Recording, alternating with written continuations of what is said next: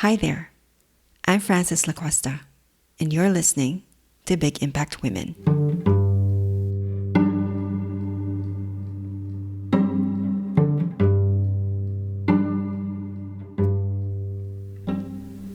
In today's episode, I'm speaking with Cherise Adjodha, a human development practitioner for 24 years. She has worked with the United Nations Development Program, the United Nations Entity for Gender Equality and Women's Empowerment, and Oxfam Canada.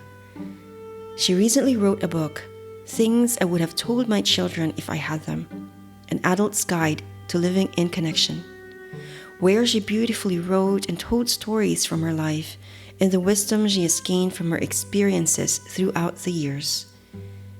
In this conversation, we dove deep into her writings and the philosophies she held true and now wants to share with others.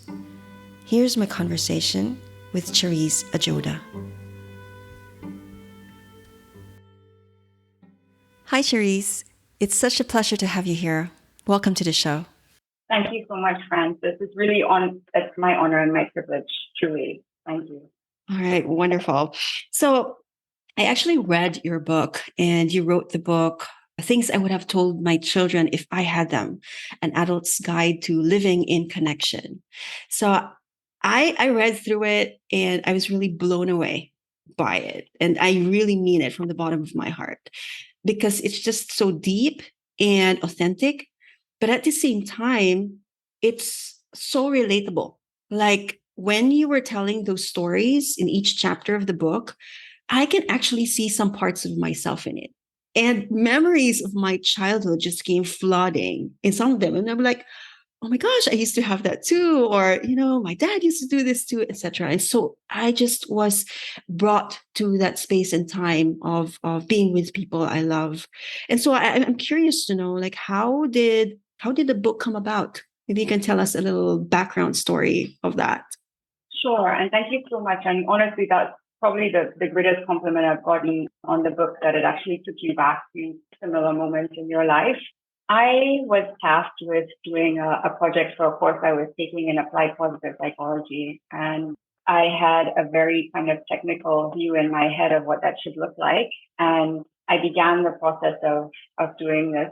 And somewhere along the way, it just felt like there was a part of me that needed to emerge that was not about all the things that were going on in my head, but that there was something in my heart that wanted to come out. I wanted my experience doing this to be something that would change me and would change the way that I thought about myself and my life.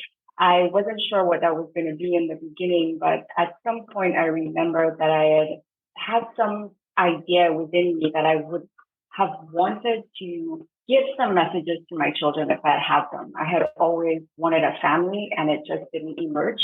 And I still, in some ways, don't know how to rewrite that story, because the vision I had for myself was someone who had that life. And I've been looking for closure. How do I accept the person that I am now? And how do I move on and still feel like I have a full life, even though I didn't have that? And the idea of writing a book to my inner child emerged within me. And it was a kind of a therapy, but it was also a way to give life to parts of me that I felt I wanted to amplify or reinforce. And then I also started thinking, what can adults learn from this? What are some of the things I experienced as a child that I think adults take for granted that they do, but they don't know how it affects us as children? And what are some of the parts of me that feel lost right now that I can kind of track back to when I was a little one and that I'm trying to make whole again? And the minute I started realizing I had a story within myself, I know it doesn't seem like a very concrete thing, but the intention to move beyond what was familiar, the intention to think beyond producing something intellectual and wanting to do something from my heart was enough to draw it out of me. And when I speak of intention, I mean a full emotional and psychological commitment. I mean that I was determined within myself to do something different, even something that would make me uncomfortable, And the minute I made that commitment to myself, all of this started coming out. And I think the issue of not having had children was a big thing for me, but I also realized that I had a lot to offer and to teach. And when I thought back and I thought about my story and how I came to be as I am now, I thought, give this light. This is so much about the passion of your own inner child. This is so much about the love that you had surrounding you. This needs light.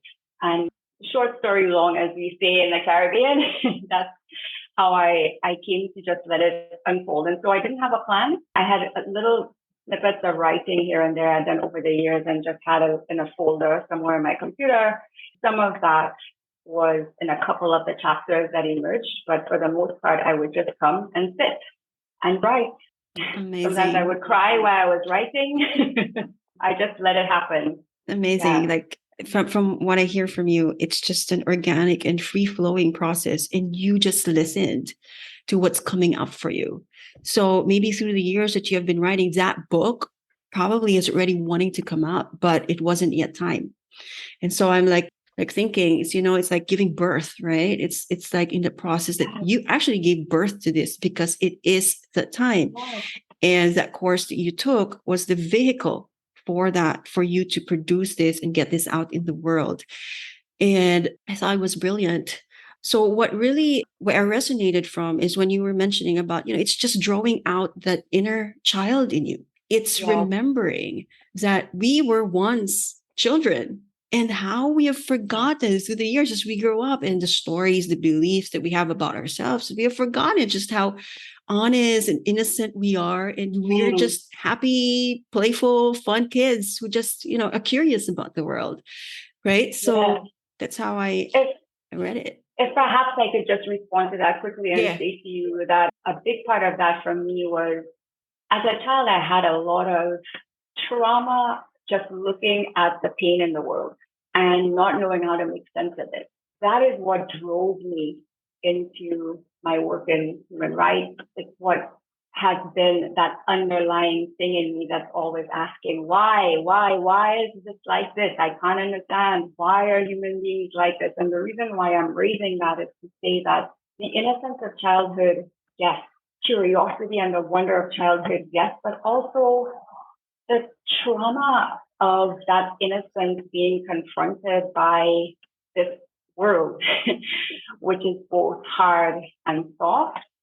And I think that's what I understood about the relationship between that child and my sense of purpose and the person that I've become. And what moves me is that children also register. They feel, they have deep empathy, and they feel that suffering and they feel that disparity very deeply.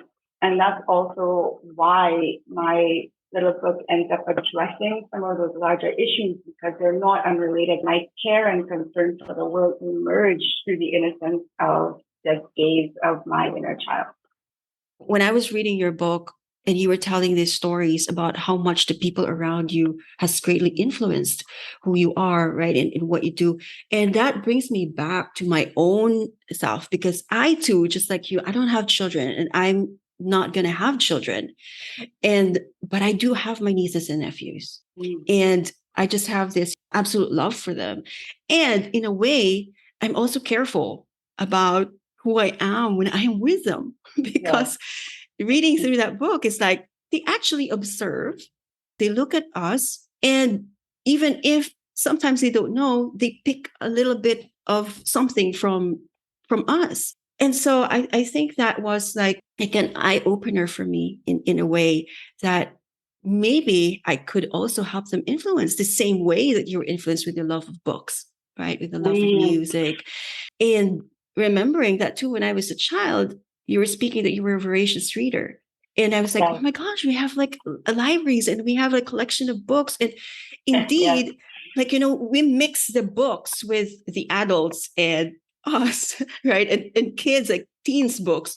But then we go in our age, and a certain age where we're also curious about, hey, what are they reading? And that indeed made a lot of influence on me. So can you speak about how reading has opened up this world for you? I think that it was the ultimate freedom for me. It was this way to engage with myself that was uncensored. It was a way that I could satisfy my curiosity, that I could live many possibilities, that I could indulge my imagination and my creativity, because your mind is very flexible when you're really immersed in a story or an idea. And for me, I was really just so curious about things, and I was very intellectual, but of course, you're still acquiring language as a child. You're not able to engage a conversation maybe like I am now, or begin exploring something conceptually with someone. You're still taking in language, you're still processing your feelings, finding a way to communicate. And I think for me, reading opened up all of that, because I could then acquire ways of explaining and describing things that I was exploring, whilst also exploring them freely. And in the book, the reading and music and all of these things came up for me because they were places that I could just build my connection to my emotional self that was not going to be yes or no by someone. This is a good feeling, this is a bad feeling, don't think this, don't feel this. It was just this space where I could be. That, I think, for me, if I had not had that, I'm not sure that I would have the capacity that I do to love, to savor life, to value different perspectives, to see life from different angles, from different points of view for people, and to understand that yours is not the only life, it's not the only world. There is so much there that everyone is experiencing. And then the last thing I would say on this is your inner world, that whole life inside of you, that's a really special place. And even I'm learning more in evolutionary terms, it's a very incredible thing for human beings to have this sense of an inner life, something that no one can see but you. Mm-hmm. You're the only one who experiences it, and it can make your life pure magic. And how do you explore an inner life that is yours, that's not just about what you're socialized to think and believe? Well, the only other way to do that is if you have things that expand it. Reading is a way that you can expand that in a world that is just within your control, in a sense, in the way that you want to do it. And you can craft this inner life to be a really beautiful, fascinating thing, and I think that's definitely a critical thing for me, and having that sense of an inner life that could be magical and that I could access it when I wanted to, and that it was something separate from what was confronting me. And, childhood can be a bit mundane. Your parents try, but you still, eventually you're going to school, you're coming home, I mean, school is like a job, right? So, we're very regimented quite early on. And I think this added so much more to who I was becoming. Yeah. And I love that you mentioned about, these are some of the things that expand you in your inner world. So for you, it's reading. It's also about music. And I look back, and yeah, for me, it's also like reading and film. So it's for me, it's that place where I get sucked in, and I just, like you said, it's like seeing magic in things, right? It's like going out of the movie house and just looking at the world differently, or having that a certain something that stays within me, that sometimes I couldn't sleep at night because it just awakened something inside me. And I feel that in you when it comes to reading. And one of the things that you also mentioned in your book is music.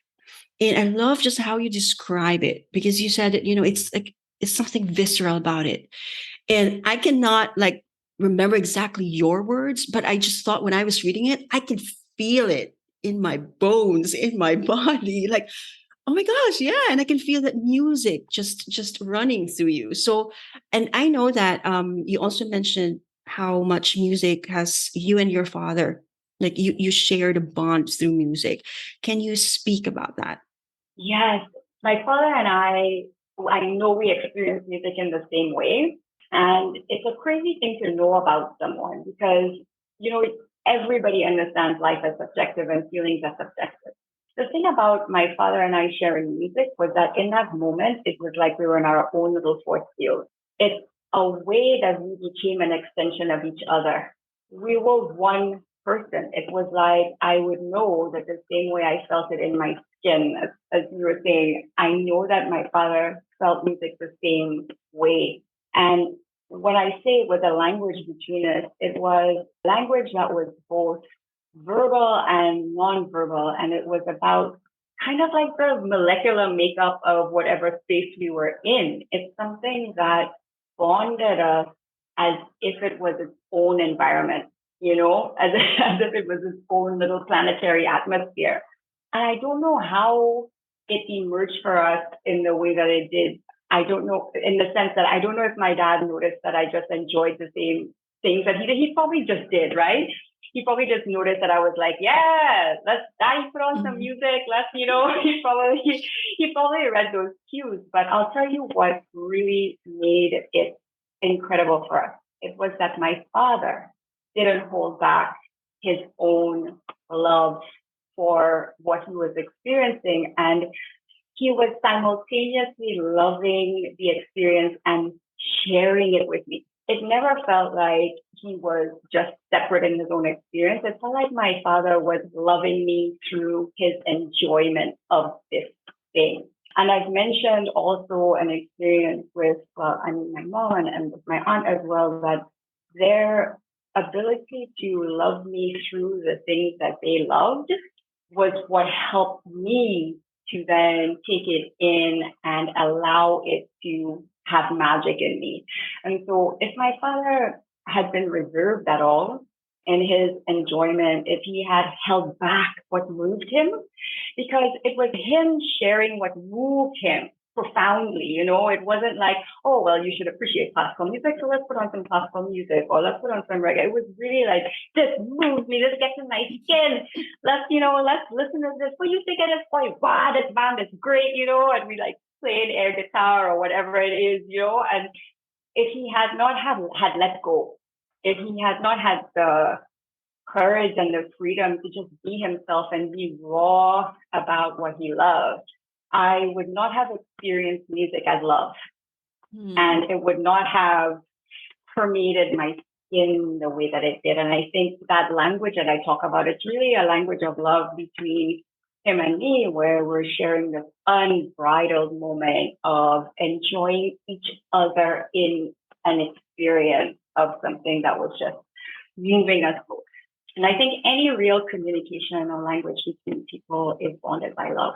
Whether it's bonded in the experience of listening to music or taking a walk or going to a movie, certainly what makes it a common language is the love in that space that connects you. Yeah. And I would not have seen that unless I sat and wrote it. I would have said, oh, my dad and I love to listen to music. We have the same taste in music.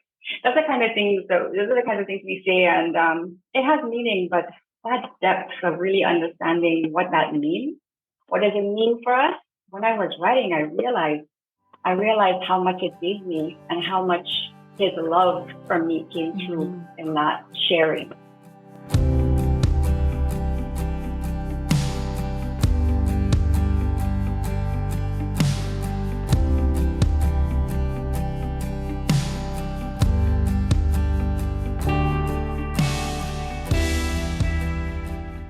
You're speaking about being in this moments where sometimes we don't even have to talk, we don't even have to say the words, but it's just that love has emanated. And for you, it's through music and how it has, flowed through you, and understanding just how much your father loves you. And these moments that you actually share, sitting together, listening to music endlessly, and just sharing the same love and interest. These are some of the things sometimes that we take for granted, right? Because it's like, oh, we're just here. We're just sitting here listening to music. But it made me remember one of the things that you actually wrote in the introduction part is about, this Japanese philosophy called mono no aware, about, how we see this sense of beauty in the passing of things. And as you write down and as you started writing the book, you didn't even, like you mentioned, you didn't even like realize just how much those times that you spend with your dad, right, mean so much to you. And there is that sense of awareness in that beautiful passing of that moment. And I just absolutely fell in love with that because this is like exactly what this moment is a pearl is about. It's about valuing and remembering and savoring those little moments that we feel are, just mundane and ordinary. And so, can you speak about how do you embody this philosophy in your life? Want to know aware. For me, it's understanding that there is no moment that is more or less sacred than another. And so as they pass, we don't need to mourn them in the sense that we have lost happiness forever. There will be a new happiness. There will be a new life. There will be a new moment, right? So we as human beings, we tend to want to hold on because we assume a kind of scarcity. Mononoa Wari is saying, yes, it will pass, but then something else will arise. Something new will come. Don't worry. Don't worry. There is more life. And the nature of life itself is generation, regeneration, creativity. Life itself is full of that. And that cycle, that movement, that fluidity, you come to appreciate those moments and they fill you up so viscerally, precisely because it's passing, it's passing, it's passing.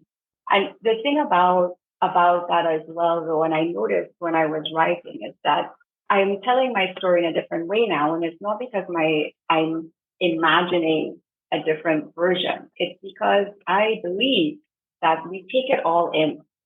I think life as process is that we're there, but we don't put our attention on those particular moments at that particular time. And so the minute you zoom in on it, you experience it. You have that rush. And that's just another way of also saying that part of Mononoa Wari is that the moments that you have that really touch you deeply, whether you're aware of it or not, they become a part of you. And so that's the other thing about it, is that there's so much that's fleeting, but then at the same time, we become reshaped. We become a different version of who we are. We are not the same at their passing. And so, you haven't lost the essence of the experience. The moment might be gone, but the essence of that is there. And the opportunity then to savor it is available to you even after it's gone even after the moment has passed, but somewhere inside of you. Your body remembers, you remember. And once you bring your attention, you can see, this has shaped me. This was beautiful. This was, and so Mononoa Wari is, I think, such a deep thing to understand, that you are always changed by even those fleeting things. And you need that cycle so that you can be in change, so that you can truly appreciate. You need that flux so that you can really distinguish, wow, this was incredible. If everything was the same all the time, you wouldn't know, and I think the bittersweet nature of life is what makes it incredibly beautiful. Yeah. And while you were speaking, I'm actually thinking of how, just an example of the polarity of things, the breath, right? And you're like saying, like, we can't like just hold on to that moment in time, right? We can't be attached to that part of our lives because there is that breath that's waiting to come, right? So when we inhale, there's always an exhale, and it just flows and flows and flows. And if we stop breathing, then we're dead, right? So it's just allowing that the next breath is going to come, and then there's that next breath. And so that's the image that came up for me. And I absolutely love what you also said, that we have the opportunity to savor these passing moments, And I think the important thing is for us to actually be aware of that we have it in us to savor this, and then, not have to wait and then look back and say that, oh, there's that sense of regret that comes in, that I could have spent more time with my dad, or I could have done this and this, right? It comes much, much later. And so I think it's just bringing that with us, that mono no aware, right? That philosophy in our lives, and just saying that, this is an opportunity for me to savor this now, and I'm going to capture it. And I love this term that I actually read recently, and it says it, just pocket the beauty you see. It's just like catching that and just putting it in my pocket right here, and knowing that it's there, it's safe, that I have it. It's I would add to that, and I think I tried to explain it a little bit, but maybe not perhaps very well, because I realized, and maybe this is the exact way to say it, that my inner child, she pockets it, even if I don't. And so that's why we can reframe that story. So part of that journey for me with writing this book was very much that, wow, I actually saw all this beauty in my life. How come when I talk about my life, I'm always talking about what's really hard about it, all the turmoil in my childhood, or the turmoil in my work life, or my turmoil in my adult life. And, and then I realized that my inner child, she was just picking up all that love for me. She was putting it away in a little chest, just waiting for me to let her have a chance to talk about it from her perspective. And when I sat down with her to write this book, it was an opportunity for me to see all of that love through the innocence of her eyes, because for her now, she's not seeing just struggle. She's seeing love through struggle. She's seeing perseverance through disappointment. She's seeing strength, not just this idea of being a victim. She sees the bigger picture, because her innocence doesn't allow her to just wallow in what's hard. And so this is the other side of it, is that you can choose to, if in the moment it misses you, because sometimes it's hard and it just misses you because we're caught up and we're not able to savor, it's too big in the moment. This is also a reminder that, don't worry, there is a part of you that knows how important this moment is. And when you need to draw upon that, you can find that inner child, that inner innocence, that love inside of you that's kept away, that's not released, that's kept away for you. When you need it, you can draw upon that. I think that was probably the most reassuring part of this journey for me, is that there is that part of me that is still looking out for me and saying, oh, okay, I see you're really caught up, but you know what? I got you. I got you sorted out. Don't worry, And I guess in that sense, inner child could be anything. I mean, you could call it your spirit. You could call it, many things. I mean, for me, this was very much about a healing process and understanding that there is innate in me, inherent to me, that core being that I see as that inner child, that innocence, that unconditioned love, that seeking, that seeing, that living, and is there to support me. Yeah. Just have to tap into it, So yes, savor, yes, make it a practice, but also remember that you have a part of yourself that is plugged in to what's good. That part of you is plugged into what's good. And when you need it, when you need some stores because it's winter and you're hibernating or whatever, and you need some good emotional backup, you have that. You have that there in you. Yeah. Oh, wow. Let me just pause for a moment to process that one. Because I just feel that's such a wonderful reframe of how we do look at things. And you speak about, just trusting the inner child, that spirit, that guide, whatever it is in your life. Whatever it is, it could be God. And just trusting that there is that part of you, even in moments when you are in the most bottom of bottoms, that there is somebody out there, within you, picking up the beauty and just in pocketing them Absolutely. and saving them for you. I love it. Absolutely. This is the biggest thing that I realized. It was the greatest gift that I could have been given, was that I realized this in me. Otherwise, I would not have had access to that story of love and adventure and conviction, strength, all of those things. I would not have been able to turn my attention to it had I not just given myself that chance for that core part of myself to emerge. Beautiful. Speaking of unconditional love, you spoke about that as well.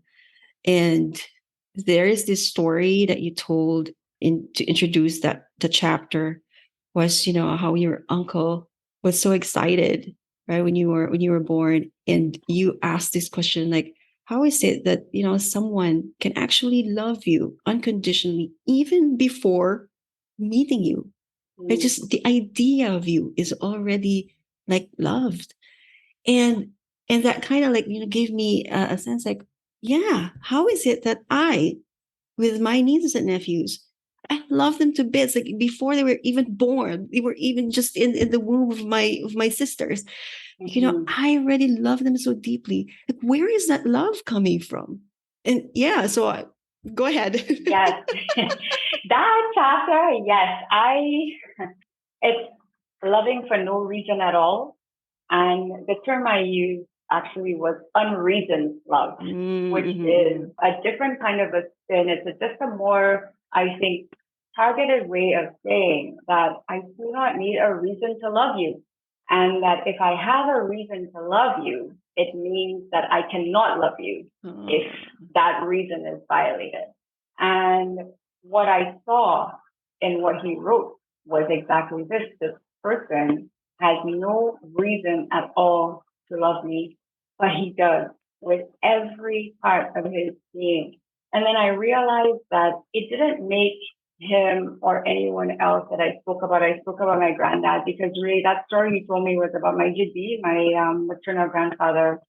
It was really about him and like the nervous excitement, forgetting keys, running up to the store, just, my picture probably flailing in the wind as he was, frantically going to get it to my grandma. But it was in no way out of obligation. It was in no way something that is just part of a socialization process. I was exploring in that this realization that Judy didn't agree with everything that I said. It wasn't that we didn't occasionally have fights. It wasn't that he didn't get disappointed with me or whatever it is, but that love was real. This was real. And the deeper point to all of that was we tell ourselves that we have to have reasons to love people. So you have to love your child no matter what, because it's your child. Or you have to love so-and-so because of relationship. But my main point is no one ever needs a reason to love. And therefore, there is never a reason not to love anyone. And, it doesn't mean that you let someone exploit you or that you have no boundaries. But I can love the person that I've just seen walking down the street. I don't need a reason. Love doesn't need a reason. But we tell ourselves that we need to have certain criteria to give ourselves permission.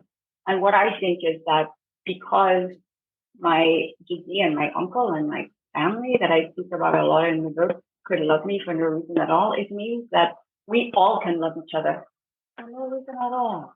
But that love never has a reason if it's true. And so we don't need to have this criteria. We don't need to give ourselves permission. Just love everyone. Why not?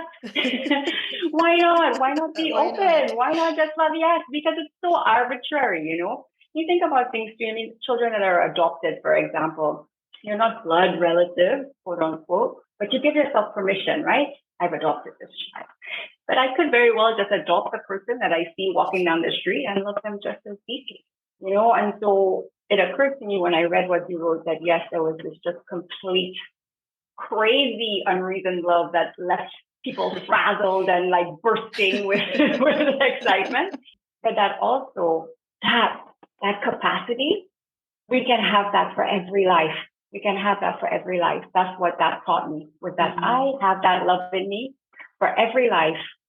And again, it's like tapping into that, wealth of love that's already within us. Yes. Right? And you even wrote this, and I quote you from the book, our capacity for love is bigger than we thought. We are the ones limiting ourselves to love.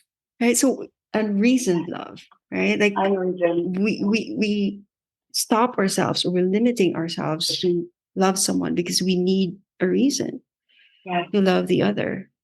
And this reminds me of a practice, loving kindness meditation. So it's the metta practice of, like, evoking love. And like you said, some people, maybe they don't feel love, right? Maybe they have gone through a certain kind of a trauma in their lives that it's just hard. Yeah. But the practice in itself, it's tapping into what's already available for you. And one of the things is that when starting out in the loving kindness meditation is actually first is to think about, people who have shown you kindness and love. It doesn't necessarily, sometimes love is such a big word that it could be like, no, right? Like there's this resistance.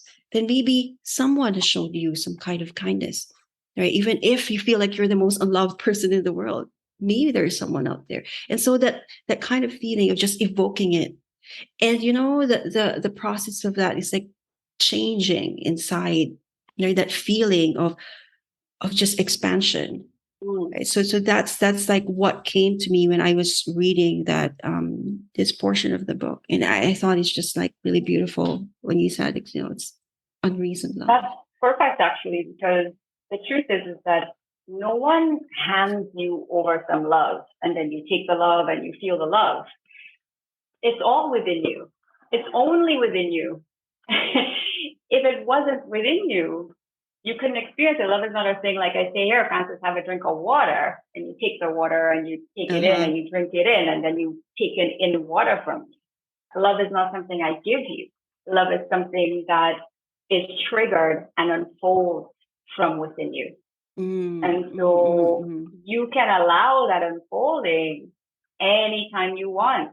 It's there for you. And this is why people say all the time, well, you can't love anyone if you don't love yourself. And the truth is that if you haven't tapped into what that feels like inside of you, you're not going to know it. You're not going to be able to connect it to other people. So you have to connect yourself to the love within, or the experience of love, for you to be able to then have a loving experience of life, right? It's one of those things that is emergent. It's not something that is in isolation. It happens when there's a connection, and then it unfolds. It comes into being.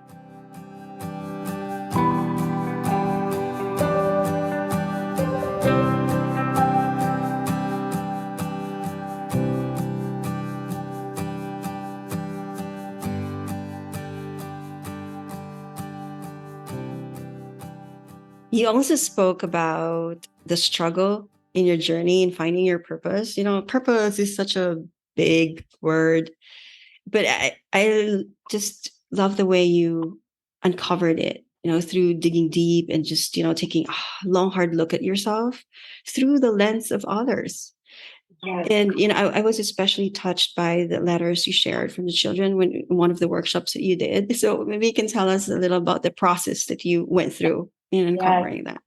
I realized that I took people in my life who love me for granted, and that they were experiencing things in their relationship with me that were profound, that I was just dismissing. And I thought, here I am now thinking about my purpose in life, and I'm not even paying attention to how I'm impacting people in my living of my life. How am I not taking on board what people are taking the time to tell me about what I mean to them, as in the meaning I give to their life?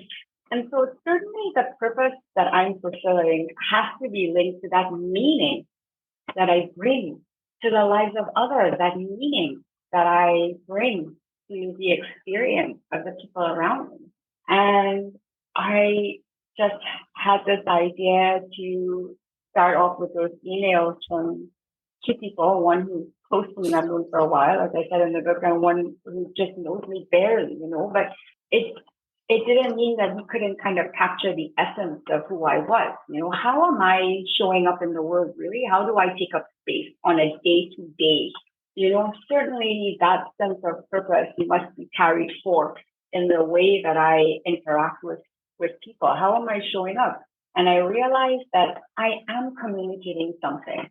And when I saw the beauty in what they said about me, all that light that they saw, the fact that I helped them feel more connected to the world, the fact that they always felt love from me, the fact that they always felt a deep understanding, that they felt heard. And I thought, okay, we're getting somewhere, because this is something innate that you're just doing, you're already manifesting. And then I realized, Cherise, you've been keeping a portfolio for years. There's information. People are taking time to tell you things about what you've been contributing. And then I went and I looked back and I saw what the children wrote, and I saw things that I had said when I was in my 20s, about who I wanted to be. And I thought, wow, you've really been trying to do this. You've been really trying to be of service in the world. You've been trying to quote unquote do good things. You've been trying to contribute something positive, and you actually haven't wavered in that. I've been that person. I think that we are living our purpose. I think that whether or not we conceptualize it, we are living it in some way, even if sometimes it's not as strong as it could be because we're not given the space, or we don't give ourselves the space. The main point of that chapter for me was that I think that everyone is already living to some degree their purpose through the power of their gifts, however those gifts show up. And when I read the letters from the children, when I saw the things that I said in interviews, when I read those reference letters from my bosses, when I read the messages from those two friends, I realized these are some of your gifts, and in those gifts lie that purpose and how you live it in the world. And I think that's true for everyone.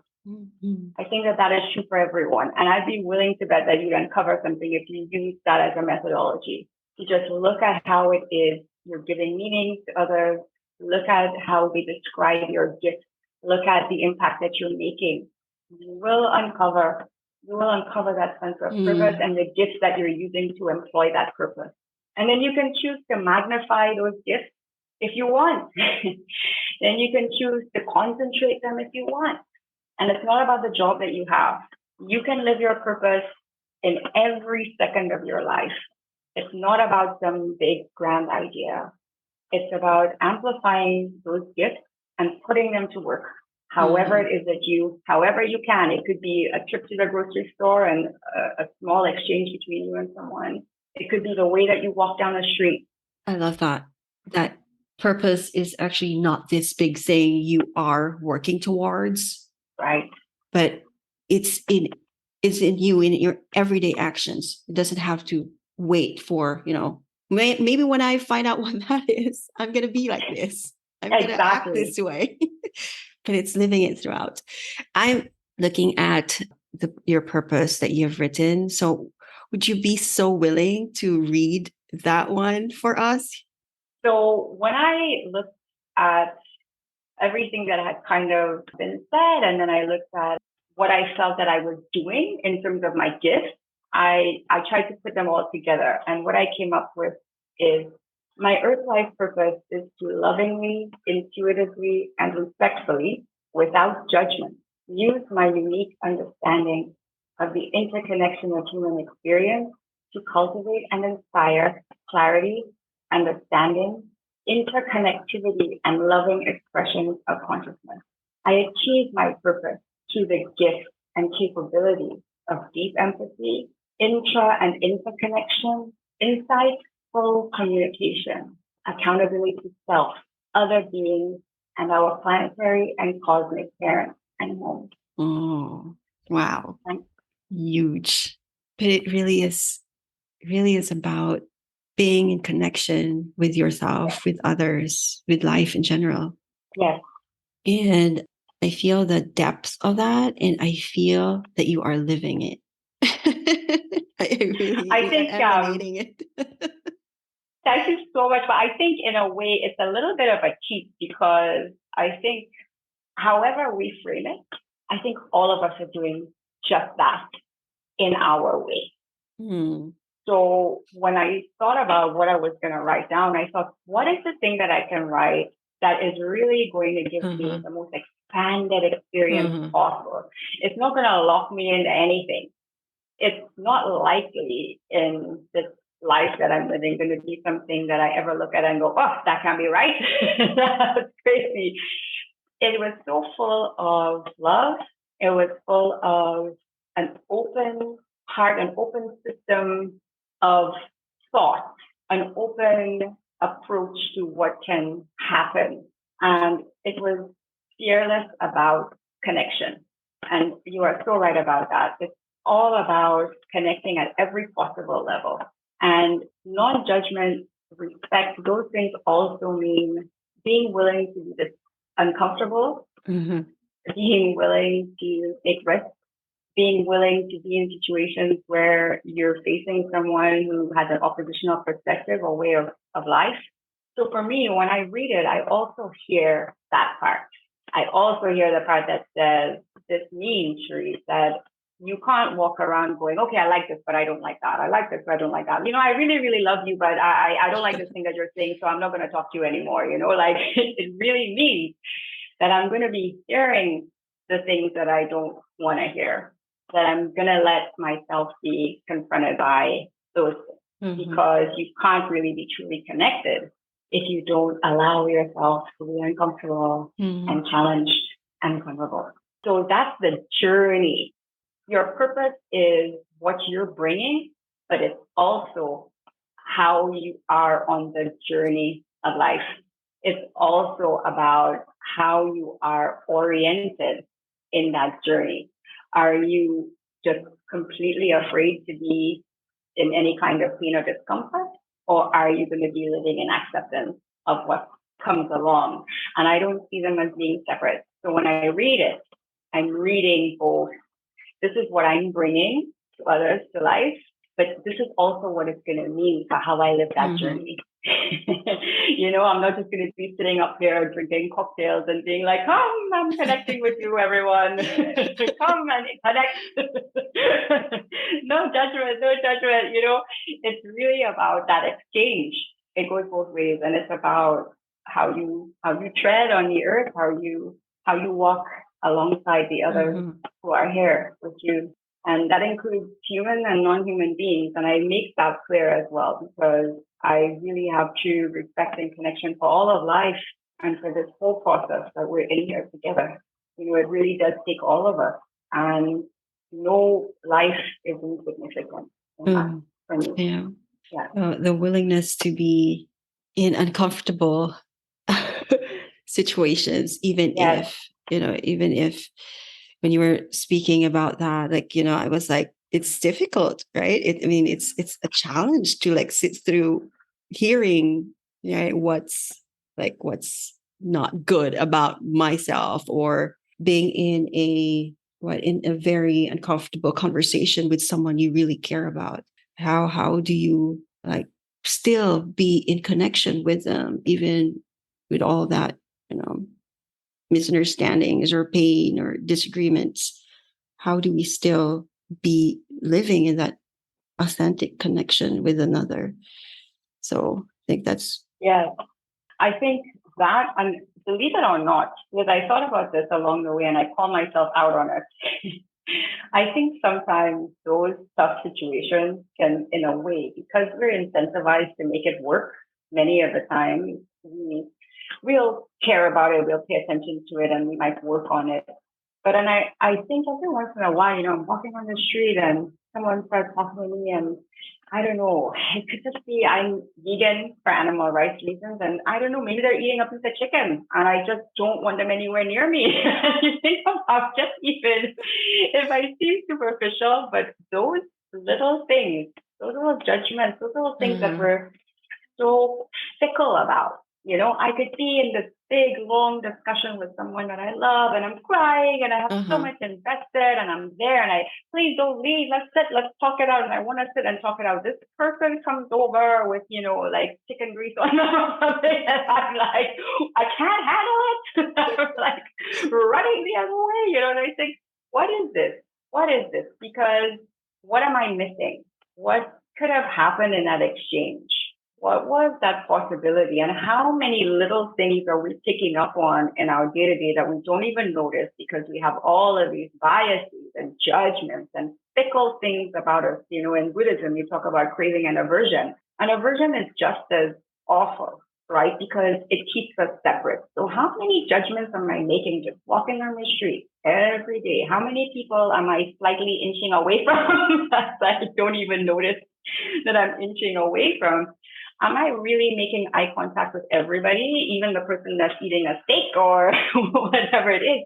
Because that's the thing about that, is that as strong as my convictions are about so many things, and as much as people might say that they're laudable, or I think they're great, I also need to understand that I can't judge people based on whether or not they're falling in alignment with how I think we should live and what makes me comfortable. And when I really thought about that aspect of it, I realized just actually how fickle I am, because I'm so busy defining my strengths based on things that I do that are challenging, that I am really invested in directly, as opposed to thinking about all the things that I run from that don't even really have a big bearing on my life, but I'm avoiding, I'm judging, I'm discriminating all the time. And then I think, well, how are you going to feel connected to anything if you constantly have those little things in your head? And some of it is just the way we're socialized, because we're, as we say in Barbados, I live in Barbados, so people would say, we're scornful. Humans can be quite Uh-huh. scornful, isn't it? You don't realize, but if you come back to thinking about children, for example, a child will be eating something and their entire face is eating. I mean, their eyebrows are eating, their Uh-huh. hairline is eating food and everything. And a child will be sensitive enough that if you move away, or if you say, oh, you're dirty, it cuts them. It cuts them. That feeling that someone doesn't want to touch you or Mm-hmm. someone doesn't want to be near you, it's no different than the adults walking down the street. They're still Mm-hmm. getting that message, Mm-hmm. Mm-hmm. just the same way we get that message, right?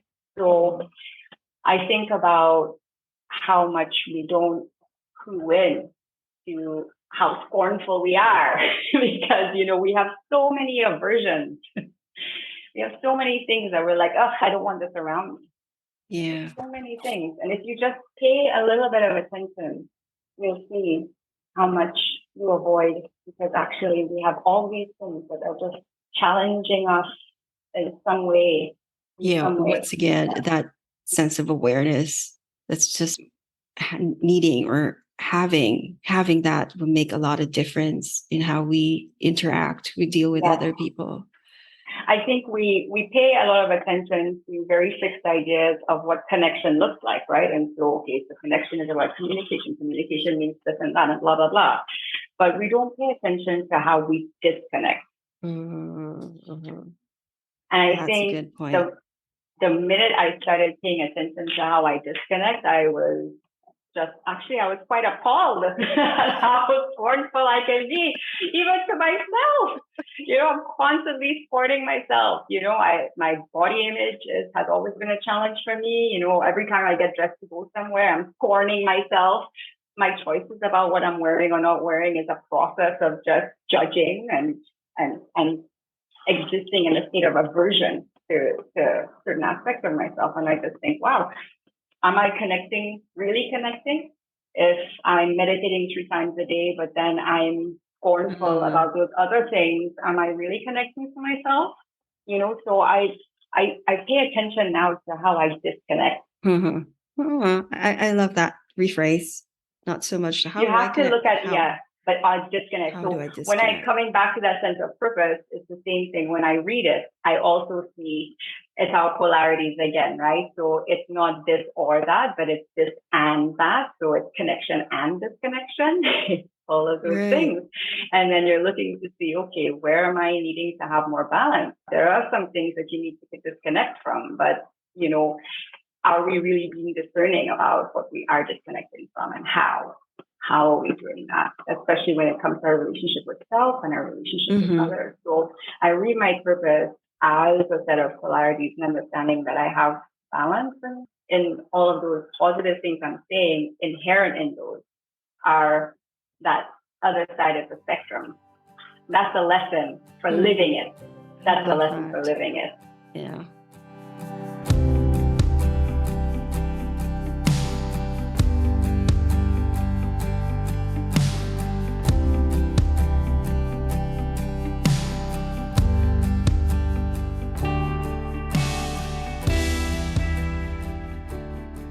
In a few words, like how does one really live in connection with oneself and others? Wow, the first thing that came to mind was you have to begin with non-judgment. You must non-judgment. It's that simple. That's the start. And not to be, not in the sense that, I mean, we're not saying that if you're in a dangerous situation, you don't, okay, just to be clear. We mean that you're not in that constant state of saying good or bad, reject, accept, reject, accept. You are observing, you're taking in, you're being present. And then the next thing is respecting where people are. It's not always about you. Don't make it personal. Don't make it personal. Because I think just on a very easy, superficial level, I mean, those are the things that are triggered in us all the time. We're judging, we're making it personal, we're in opposition to others. And I would say just those three things are great way to start. And don't silence yourself and don't silence others. Silencing, and this is something I talk about in the book, silencing is a really dangerous thing to be doing. And so maybe those, I think maybe 4 things now, don't judge, respect people where they are, don't silence yourself. And this is the same, don't be judging yourself all the time, having respect for yourself. Can't remember the other thing that I might have said, but yeah, the third one, don't silence yourself. Yeah, I would say, and maybe that's just because right now in this moment, because this may change if you ask me in 6 months, maybe I'll say something else.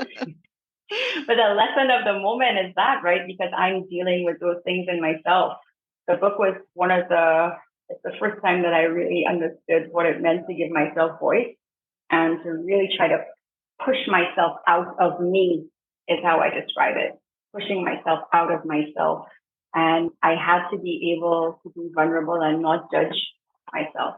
I had to respect myself where I am right now, be able to allow myself to grow.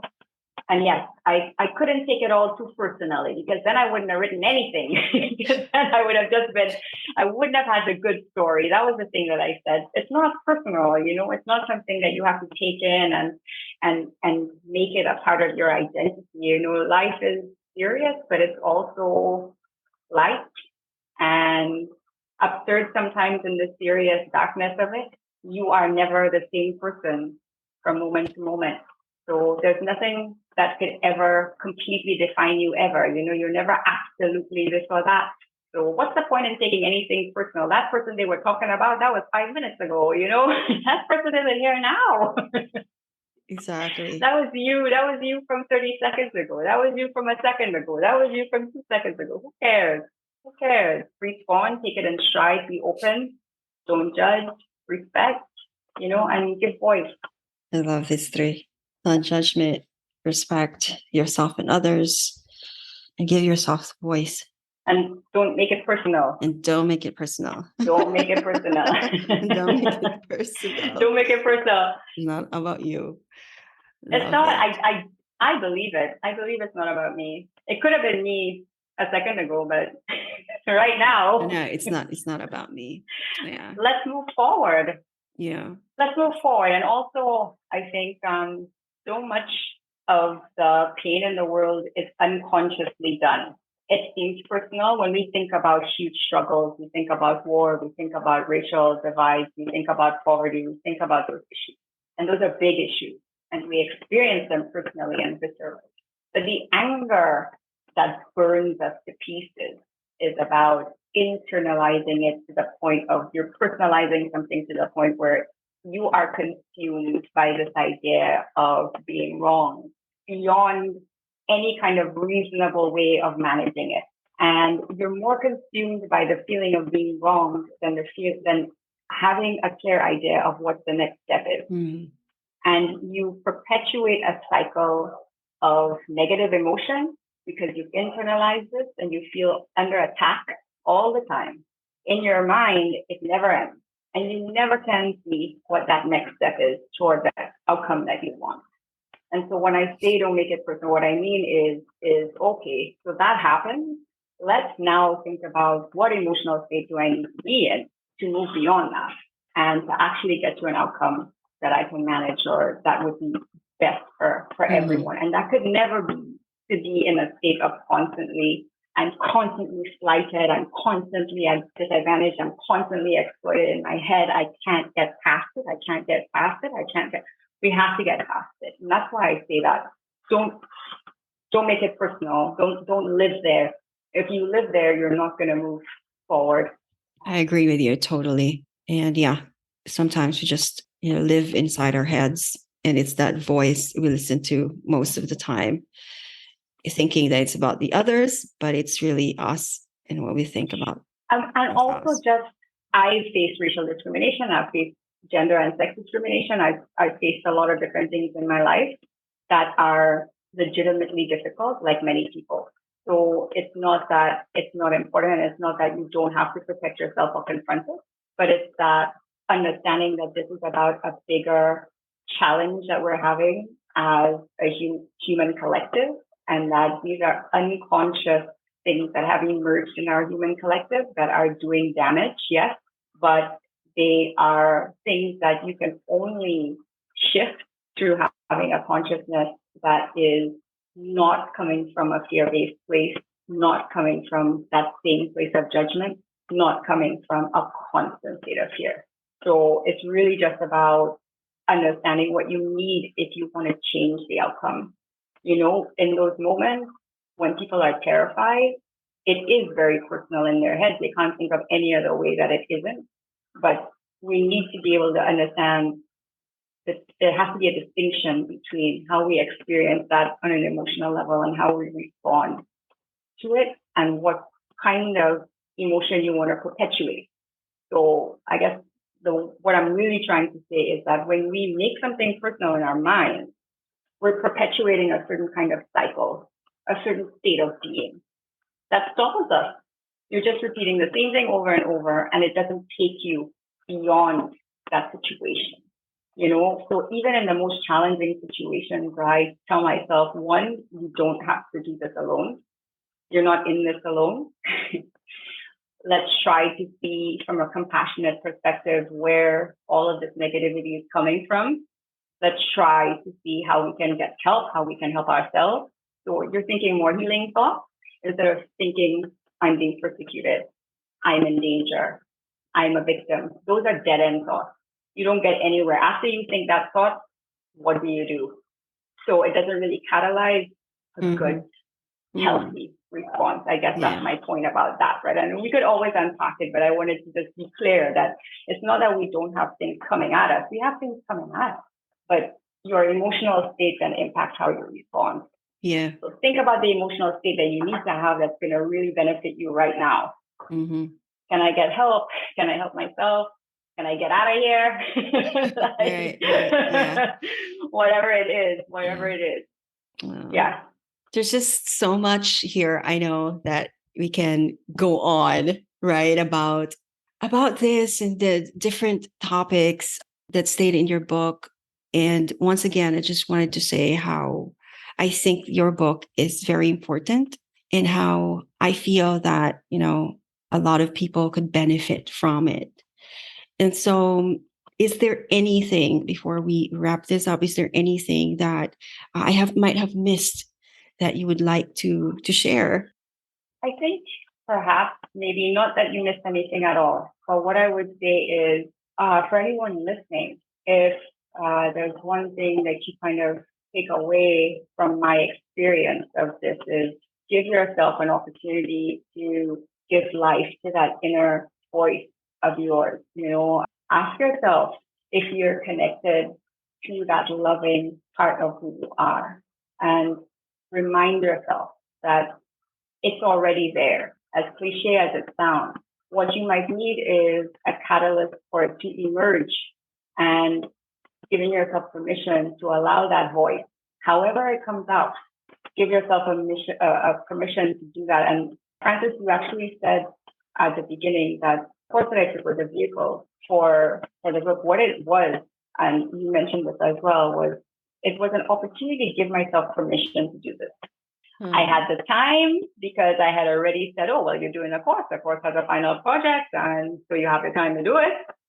So I just have to find the time in a way that I need to justify it. Like, well, I don't have time for this. I have so many things to do. Well, this is part of your course. So of course you have time, right, Cherise? You're taking the course because you got the time.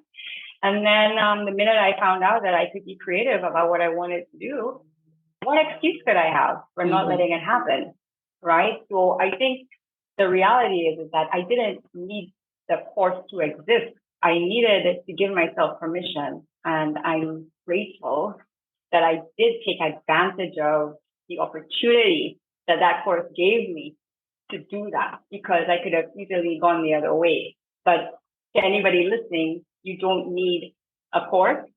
You don't need 6 hours a day. You just need to give yourself permission to begin.